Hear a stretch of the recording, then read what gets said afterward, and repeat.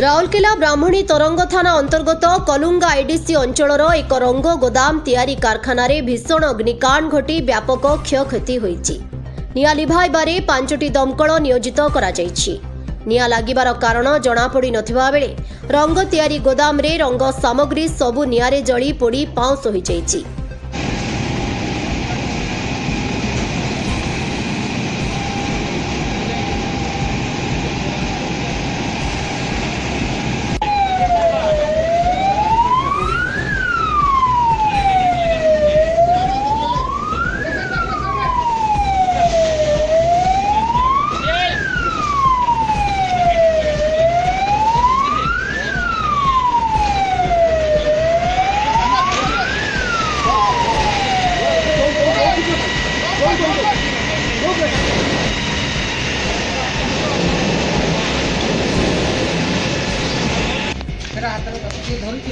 तोड़े रखनी तोड़े रखे तेरा तुम गाड़ी रो हैं हम काम हो बतियो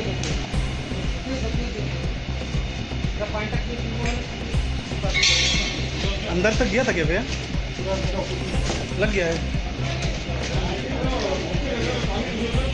सुंदरगढ़ जिला राउरकेला रमेश विश्वईं रिपोर्ट ओडिशा प्रयास न्यूज।